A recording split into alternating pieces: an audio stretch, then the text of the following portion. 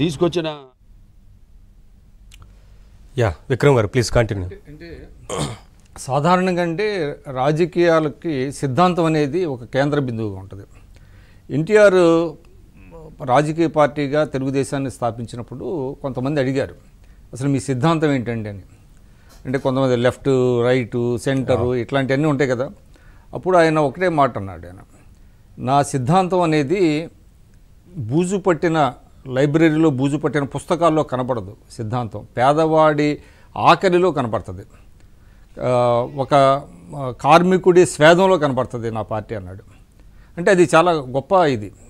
అంటే ఏంటి సిద్ధాంతం అనేది చాలామందికి అర్థం కాల. ఎన్టీఆర్ ఏ సిద్ధాంతం పెడుతున్నారంటే సిద్ధాంతం అనేది పేదవాడి ఆకలిలో కనపడుతుంది నా సిద్ధాంతం అన్నాడు. అందుకనే కిలో 2 రూపాయలకి బియ్యం చేసిన, అదేవిధంగా పక్కా గృహాలు అందించిన, అట్లా చేశాడు.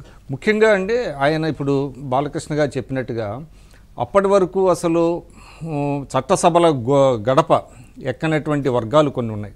ఆ వర్గాలకి చట్టసభలకు వెళ్ళేటట్టు, అంటే కేవలం శాసనసభ లోక్సభే కాదు స్థానిక సంస్థల్లో కూడా. అంటే రామ్ మనోహర్ లోహియా 1950sలో బీసీలకి రాజ్యాధికారం కావాలని ఏదైతే ఒక సిద్ధాంతీకరించాడు ఆయన, దాన్ని ఒక నేషనల్ ఎజెండాగా చేశాడు. దానిని ఎన్టీ రామారావు గారు అమలు చేశారు. ఎందుకంటే అధికారంలోకి వచ్చింది ఫస్ట్ టైము బీసీలకి లోకల్ బాడీస్లో 20% రిజర్వేషన్లు కల్పించిన తర్వాతనే మీకు బీసీలు బలోపేతం అయ్యారు.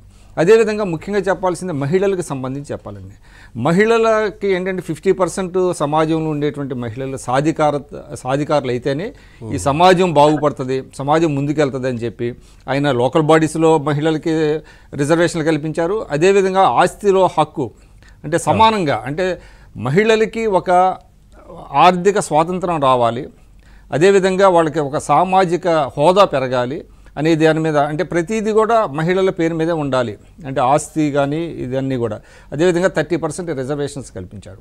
అదేవిధంగా తెలుగు విశ్వవిద్యాలయంతో పాటు మహిళా విశ్వవిద్యాలయం, పద్మావతి మహిళా విశ్వవిద్యాలయం చేసి వీసీలుగా కూడా అప్పుడు వనజ అయ్యంగార్ అని, గీర్వాణి అని మహిళల్నే ఆయన వీసీలుగా అంటే వాళ్ళని నియమించినటువంటి పరిస్థితి ఉందన్నమాట. అట్లాగా అదేవిధంగా దేశ రాజకీయాల్లో ఆయన ఒక నాన్ కాంగ్రెస్ పార్టీస్ అన్నింటినీ కలిపి ఆయన దాదాపుగా 6 కాన్క్లేవ్లు నిర్వహించాడు ఆయన. అంటే నేషనల్ ఫ్రంట్ అనే దానికి ఒక పురుడు పోశాడు, దానికి కన్వీనర్గా ఉన్నాడు. అంటే అప్పటి వరకు కాంగ్రెస్ పార్టీకి ఎదురు లేదు. రాజీవ్ గాంధీ పీఎం అయినప్పుడు ఆయన దాదాపుగా 420కి పైగా సీట్లు వచ్చినటువంటి సమయంలో బోఫోర్స్ కుంభకోణం బయటకు వచ్చినప్పుడు 106 మంది ఎంపీలతో రాజీనామా చేయించాడు. అప్పటి నుంచే కాంగ్రెస్ గ్రాఫ్ ఒక్కసారిగా పడిపోయింది. అదేవిధంగా ఆయన ఏంటి, ఎన్టీ రామారావు గారు అనగానే మనకి ఆత్మాభిమానం అనేది, ఆత్మగౌరవాన్ని వస్తాయి. అందుకని ఆయన ఏం చేశాడు, కేంద్ర పెత్తనాన్ని ఆయన నిరసించాడు రాష్ట్రాల మీద. అంటే మనది ఏంటంటే సమాఖ్య విధానం, రాష్ట్రాలు బలంగా ఉంటే కేంద్రం బలంగా ఉంటుంది.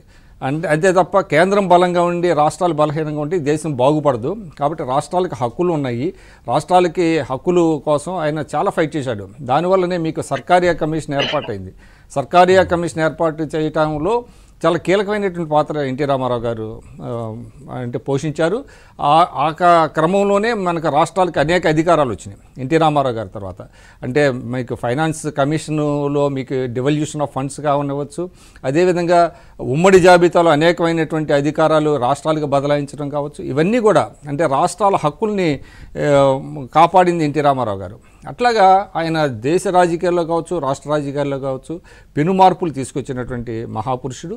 ఖచ్చితంగా ఎన్టీ రామారావు గారి 100వ సంవత్సరాన్ని చాలా ఘనంగా లాస్ట్ ఇయర్ చేశారు. ఈ సందర్భంగా నేను ఒక మాట చెప్పి నేను ముగిస్తాను. ఎన్టీ రామారావు గారి గొప్పతనం చాలామంది ఈ జనరేషన్కి చాలామంది తెలియదండి. అంటే ఆయన ఆలోచనలు ఏంటి, ఆయన అసలు ఆ కాన్సెప్ట్స్ కొన్ని మార్చాడు. ఆయన కేవలం ఏదో స్కీమ్స్ చేయడం కాదు, అంటే పేదలకి 2 రూపాయలు బియ్యం ఇచ్చాడు, పక్కా గృహాలు ఇచ్చాడు, ఇవి కాదు, అసలు కాన్సెప్ట్స్ మార్చేశాడు ఆయన. అంటే అంతవరకు మీకు కాంగ్రెస్ ప్రభుత్వాలు ఏముండేవి, గుడిసెలు వేసేవాళ్ళు, ఒక తాటాకులు పాకలు వేసి గుడిసెలు ఇచ్చి ఇవే ఇళ్ళు అనేవాళ్ళు. ఒక్క గాలివానగా ఎగిరిపోయి. అటువంటిది ఒక పక్కా గృహం ఉండేది అంటే ఎప్పటికీ ఉండిపోతుంది అది అనే కాన్సెప్ట్ ఆయన తీసుకొచ్చాడు. అట్లాగా చాలా కాన్సెప్ట్స్ మార్చాడు ఆయన. ఏక గవాక్ష విధానం తీసుకొచ్చాడు, సంస్కరణ తీసుకొచ్చాడు, పరిపాలనా సంస్కరణ తీసుకొచ్చాడు. కాబట్టి ఈ జనరేషన్కి చాలామంది తెలియదని చెప్పి మేము లాస్ట్ ఇయర్ ఏం చేసామంటే ఎన్టీఆర్ లిటరేచర్ కమిటీ అని నేను 3 బుక్స్ మా కమిటీ ఉన్నది, టీడీ జనార్దన్ గారు దానికి చైర్మన్గా ఉన్నారు. అందులో నేను 3 పుస్తకాలు రాశాను అన్నమాట. అందులో ఆయన అసెంబ్లీలో ప్రసంగాలు సంకలనం చేశాము, చారిత్రక ప్రసంగాలు సంకలనం చేశాం. అదేవిధంగా ఒక సావనీరు, ఇప్పుడు తులసిరెడ్డి గారు కూడా ఉన్నారు, అటువంటి వారందరూ కూడా ఆర్టికల్స్ రాశారు. వినాయకరావు గారు కూడా రాశారు సినిమాకి సంబంధించి. అట్లా అంటే ఎన్టీ రామారావు గారికి సంబంధించిన సమస్త చరిత్రను కూడా ఒక చోట తీసుకురావాలని ఒక వెబ్సైట్ స్టార్ట్ చేశాము. కాబట్టి ఎన్టీ రామారావు గారు అనే వ్యక్తి దేశ రాజకీయాలని ప్రభావితం చేశారు. యాక్చువల్గా ఆయనకి భారతరత్న ఇవ్వాల్సినటువంటి అవసరం కూడా ఉంది. ఎందుకంటే ఆయన కేవలం ఆంధ్రులకి తెలుగు వారికే కాదు, మొత్తం భారతదేశం యొక్క కీర్తి ప్రతిష్టల్ని, అదే ఒక ప్రత్యామ్నాయ రాజకీయాలని తీసుకొచ్చినటువంటి మహానుభావుడు. కాబట్టి ఈరోజు 101వ జయంతి సందర్భంగా మీరు ఒక ప్రత్యేక కార్యక్రమాన్ని తీసుకురావడం అనేది చాలా అభినందనీయం. ఎందుకంటే ఇంకోటి కూడా చెప్తున్నా, ఇవాళ కొంచెం దురదృష్టం ఏంటంటే నేను చూశాను, ఇవాళ తెలంగాణ ఎడిషన్స్లో ఎన్టీ రామారావు గారి జయంతి ప్రస్తావన కానీ ఆయన ఆర్టికల్స్ కానీ లేవు. అది కొంచెం బాధ వేసింది. ఎందుకంటే ఆయన ఒక నేషనల్ లీడర్, ఆయన స్టేట్ లీడర్ కాదు. జయపాల్ రెడ్డి గారు ఓ మాట మాట్లాడుతూ ఉండేవారు, ఆయన ప్రాంతీయ పార్టీకి చెందినటువంటి జాతీయ నాయకుడు అనేవాడు ఆయన ఎన్టీ రామారావు గారు. మేమంతా జాతీయ పార్టీలకు చెందినటువంటి ప్రాంతీయ నాయకులము, ఎన్టీ రామారావు గారు ప్రాంతీయ పార్టీకి చెందిన జాతీయ నాయకుడు అనేవాడు. ఇవాళ అందువల్ల తెలుగు రాష్ట్రాలు రెండూ కూడా అసలు అధికారికంగా జరపాలి ఆయన జయంతిని. అది కొన్ని రాజకీయ కారణాల వల్ల జరగటం లేదు కానీ, బట్ ఆయన యొక్క సిద్ధాంతాలు కానీ ఆయన ఒక ఆలోచనలు కానివ్వండి నిత్య నూతనం, అవి ఎప్పటికీ ఉండిపోతాయి.